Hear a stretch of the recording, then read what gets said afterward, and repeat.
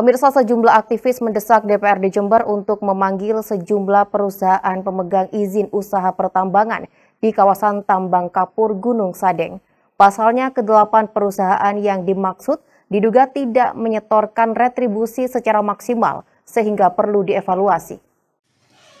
Dalam pertemuan dengan legislatif di ruang Komisi C DPRD Jember Rabu kemarin, sejumlah aktivis yang diketuai oleh Mas Hudi mengungkap retribusi yang dibayarkan oleh salah satu perusahaan penambang kapur hanya 12 miliar rupiah pada tahun 2024. Nilai tersebut terbilang kecil, pasalnya harga yang telah ditetapkan pemerintah Provinsi Jawa Timur untuk satuan batuan mineral tambang adalah sebesar Rp39.500 per ton.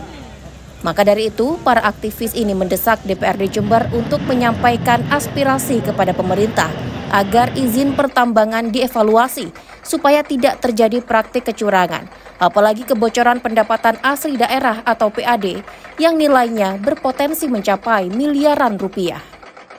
Selain itu, mereka berpendapat bahwa pemerintah Kabupaten Jember perlu membentuk BUMD yang khusus mengelola kawasan tambang kapur Gunung Sadeng agar penarikan retribusi dari perusahaan penambang bisa lebih optimal.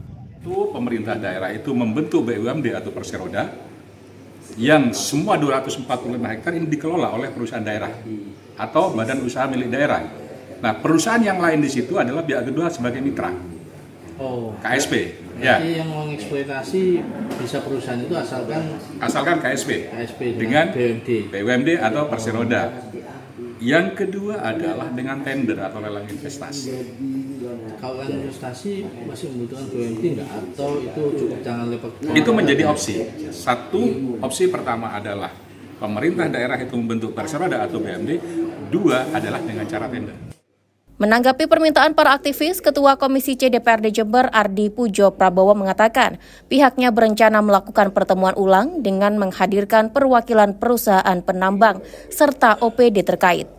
Ya, ini makanya kita ingin tahu nanti, kita kan belum tahu detailnya tentang IUP-nya mereka. Maka kita akan tahu. Tadi yang disebutkan mengenai kerjasama itu?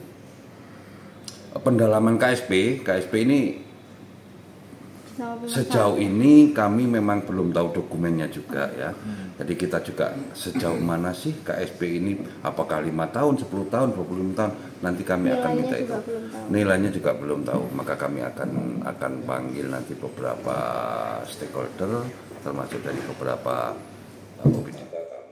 Harapannya ke depan Pemkab Jember mampu menarik retribusi secara maksimal dari sektor tambang kapur di kawasan Gunung Sadeng melalui mekanisme kerjasama yang jelas dengan pihak ketiga, dalam hal ini perusahaan penambang. Anas Hidayat, FTV Jember, melaporkan.